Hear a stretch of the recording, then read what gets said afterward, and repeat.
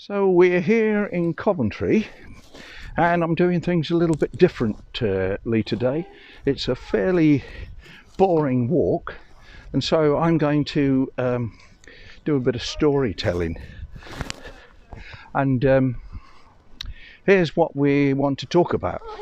I think perhaps I have a relative as a cat. If you're going left, watch yourself. There's a big dog on its loose, and it's dangerous dog. Walk round the field? This way, yeah, it's just come after him.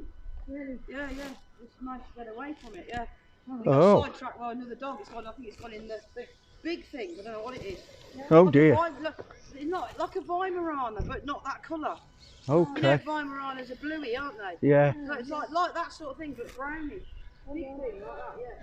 Well, now we've got involved with a lady who's just had a big dog come after, and she's given us a warning about a big dog. But my story was going to be about how that I was a little bit like a cat. Why am I a little bit like a cat? Well, believe it or not, I have had 4 near misses in my life, what I will call near death opportunities, or whatever you want to call it. Yeah, started when I was quite young, in my early teens, and I did a beautiful 3/4 dive off a board. Well, of course, if you realise if you dive off a high board and you do a 3/4 dive, you land on your back. I landed on my back and dropped down to the bottom of the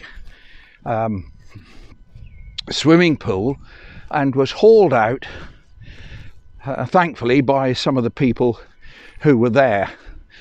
I couldn't move. I'd had all the air knocked out of me. I laid on the bottom of the pool and thinking, I think this may be it. And it's not a good feeling to think that this may be the end before you've really started very much, but that was how it was. And then, of course, there was another one, and this was I'm an asthmatic, and so therefore I've had quite a lot of asthma attacks over the years. I don't get so very much now, but I have had asthma. And back in the early days of the puffers, you know, the little things, they had just invented one that was automatic. Before that you had to push them and that was it, but these were automatic. You just breathed in and it did it. But mine somehow triple dosed, and in those days we didn't all have telephones, and so what happened,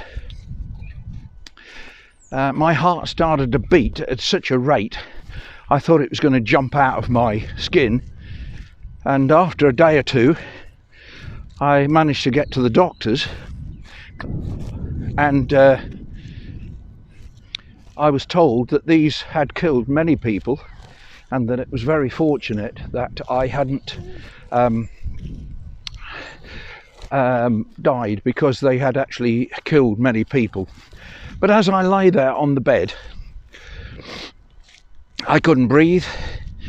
My wife said, "You look grey." We didn't have a telephone to ring anybody, and somehow I got through it. It was quite horrendous. I'll talk louder in a minute. And so that was the second one.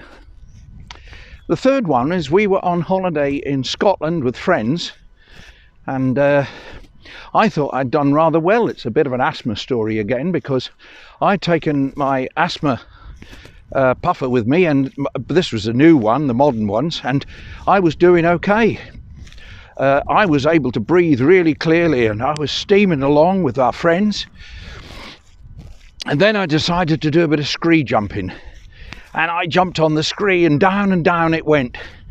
And suddenly I realised that I was heading towards a precipice. I clawed into the ground with into the stones with my toes and fingernails as much as I could, and I stopped just before the edge and gradually crept off. And it was a while before my friends told my dear wife what had happened. they, I think, went ice skating while we are. This was up in Scotland on Ben Nevis. So that was the second, the third, where are we up to? Third one. So I don't know if I've got 9 lives, but I've certainly used up 4. And the fourth one was, we were in East Anglia. I think we were on the A143, and we were going up a hill. We were doing probably, they're not good roads, probably 50 mile an hour, and over the hill came a couple of imbecile lorry drivers who were busy racing each other on a single lane carriageway. And they were in a situation where the two of them came over the hill trying to race each other, and I had to go up a bank at about, what, 30-40 degrees bank. All of a sudden I'd got the kids in the back, wife in the front, most of them, oh, well, they were all asleep. And the situation was that I managed to miss both these lorries as they went past, and I was in a situation of shock. It happened so quickly because we were, I suppose they were doing a similar speed to me. And then the only thing I could wonder is why such imbeciles are on our roads, racing each other on a single carriageway over a hill, and suddenly that's when I met them.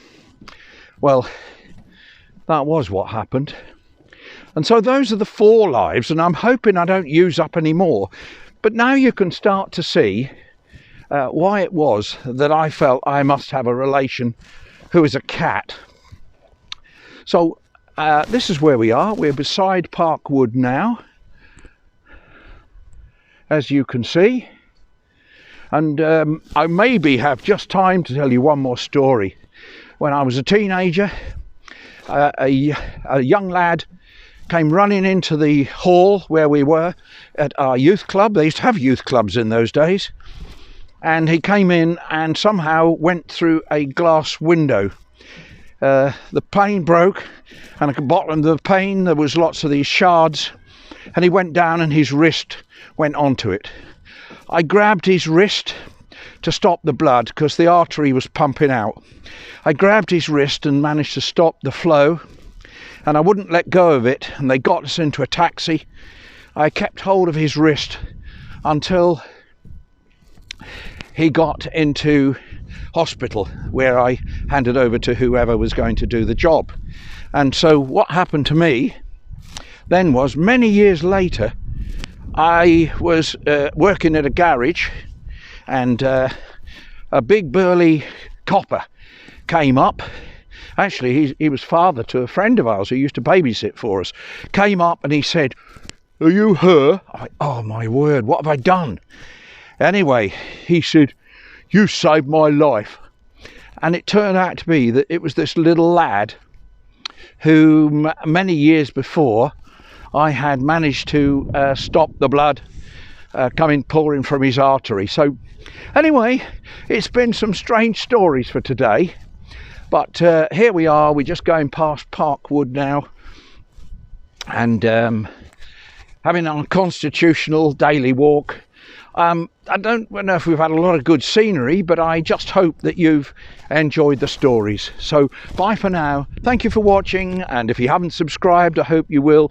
Please like and share, and you'll make an old man very happy. So the Rambling Rambler, who's truly been rambling today, says bye for now from Coventry, UK.